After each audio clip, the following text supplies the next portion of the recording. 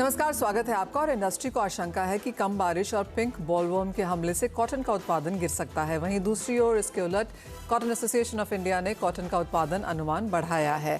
क्या है नंबर्स, क्या आगे यहाँ पर प्राइसेस बन सकते हैं, इस पर बात करने के लिए हमारे साथ बीएसएल लिमिटेड इंडिया के एमडी निवेदन चुरीवाल हैं, साथ ही एंजल वन के प्रथमेश माल्या और एसएमसी ग्लोबल सिक्योरिटीज की वंदना भारती भी हमारे साथ कार्यक्रम में जुड़े हैं।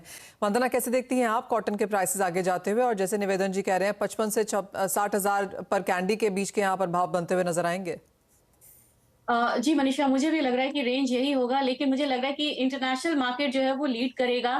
काफी महीनों के कंसोलिडेशन में ये ट्रेड कर रहा है और धीरे धीरे ये ऊपर की तरफ बढ़ रहा है। मुझे लग रहा है कि 9500 सेंट्स का जो एक लेवल है वो यहाँ पे आता हुआ देख सकते हो, और भारतीय बाजार उसको देखते हुए फिर आगे एक सपोर्ट यहाँ से ले सकती है। तो मुझे लग रहा है कि मेरा रेंज अपसाइड में थोड़ा ज्यादा होगा। मुझे लग रहा है कि अपसाइड में हम अगर 62,000 लेके चले तो वो आने वाले 2-3 महीने में हो सकता है कि हमें देखने को यहाँ पे मिले।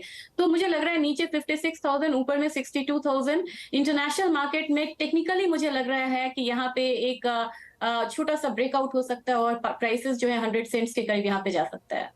ऑल राइट, तो ये तो ही कॉटन की बात। और वंदना, बाकी एग्री कमोडिटीज पर आपका क्या यहाँ पर व्यू है? क्योंकि बारिश की चिंता सब जगह यहाँ पर थी, निचले स्तरों पर खरीदारी हमने मसालों और गुआर दोनों में लौटते हुए देखी है। यहाँ से क्या करने की राय? मुझे लग रहा है कि ग्वार में तो बाइंग यहाँ पे कंटिन्यू रह सकती है, तो ग्वार सीड में मैं बाइंग साइड में ही रहना प्रेफर करूंगी। मुझे लग रहा है कि 55-15 के करीब अक्टूबर कॉन्ट्रैक्ट को बाई करना चाहिए। 5600 का यहाँ टारगेट होगा, स्टॉप लॉस प्लेस करना होगा 5490 का। लेकिन दूसरी कमोडिटी यहाँ पे कॉटन ऑयल सीड केक है, और यहाँ पे ये जो काउंटर है ये मुझे थोड़ा बेयरिश लग रहा है, तो यहाँ सेलिंग साइड में रहना प्रेफर करूंगी। 2760 के करीब यहाँ पे सेलिंग करनी चाहिए, 2720 का टारगेट होगा। तो स्टॉप लॉस यहाँ पे मेंटेन करना होगा 2785 का। ओके, तो वहाँ पर दो कॉल्स हैं, एक गुआर में और दूसरा कॉटन सीड ऑयल केक में आपकी स्क्रीन्स पर। ओके वंदना, नॉन एग्रो में आपकी टॉप ट्रेड यहाँ पर क्या रहेगी, specially metals as a sector में? मुझे लग रहा है कि चाइना के ओपन होने के बाद थोड़ा सा यहाँ पे स्ट्रेंथ दिख सकता है, और जिंक में मुझे लग रहा है कि बाइंग कंटिन्यू रह सकती है। यहाँ पे अक्टूबर कॉन्ट्रैक्ट में तो 224 के करीब यहाँ पे बाइंग रिकमेंडेशन रहेगी। 226.5 का टारगेट रहेगा। स्टॉप लॉस यहाँ पे लगाना होगा 223 का। और एक मुझे एनर्जी काउंटर में अच्छा लग रहा है। मुझे लग रहा है कि नेचुरल गैस पे हर डिप पे यहाँ पे बाइंग आ सकती है। एक अच्छा खासा ब्रेकआउट है, तो 280 के करीब यहाँ पे बाइंग की सलाह रहेगी। 295 का टारगेट होगा। स्टॉप लॉस यहाँ पे रखना होगा 273 का। आप दोनों की ट्रेडिंग स्ट्रैटेजीज जो एक तरफा है यहाँ पर, वो क्लियरली नेचुरल गैस में और जिंक में उभरती हुई नजर आ रही हैं। फंडामेंटल्स भी यहाँ पर बेहतरीन हैं और काफ़ी समय से ये थोड़ा सा बेटर परफॉर्म करते हुए भी नजर आए हैं, तो बाइंग की कॉल्स वहाँ पर आती हुई। एक फाइनल सवाल रुपए पे भी लेना चाहेंगे। और वंदना, यहाँ पर क्या सेंस देखती हैं आप, क्योंकि 83.25 तक के लेवल्स के आसपास कारोबार आज देखने को मिला?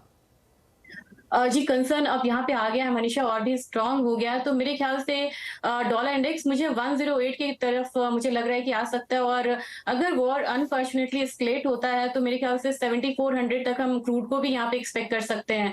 तो इसका इम्पैक्ट जो है रुपए में देखने को मिल सकता है। तो 83.85 तक मुझे लग रहा है कि अगर डिप्रिशिएट होता है तो 83.65 से लेके 83.85 तक के जो लेवल्स हैं वो आता हुआ यहाँ पे हम देख सकते हैं। ऑलराइट, तो ये इम्पैक्ट्स ऑफ कोर्स यहाँ पर बाजार में देखने को मिलेंगे। डॉलर इंडेक्स, क्रूड और साथ ही साथ रुपए पर इसका क्या इम्पैक्ट है वो देखना जरूरी है। ऑफ कोर्स जिस तरह की चिंताएं हमने अंतर्राष्ट्रीय बाजारों में जियोपॉलिटिकल प्रीमियम के हिसाब से आते हुए देखी हैं, ज्यादातर जानकारों का मानना है कि भारत उससे एज ऑफ नाउ अछूता रहेगा, क्योंकि इलेक्शन से पहले बहुत ज्यादा फ्यूल प्राइस राइज हम शायद बनता हुआ नहीं देखेंगे। तो उसका एक फायदा ऑफ कोर्स इंडियन कंज्यूमर को यहाँ पर लगाता रहेगा। इन एनी केस कच्चे तेल में भी हमने देखा है कि 95-96 का स्तर छूने के बाद अब यहाँ पर 90 के नीचे ही कारोबार है। इवन एज रशिया यूक्रेन के समय में हमने 120 तक के भाव यहां पर बनते हुए देखे थे, उसके बावजूद भी एज ऑफ नाउ बाजार अभी भी खबरों का यहां पर इंतजार कर रहा है।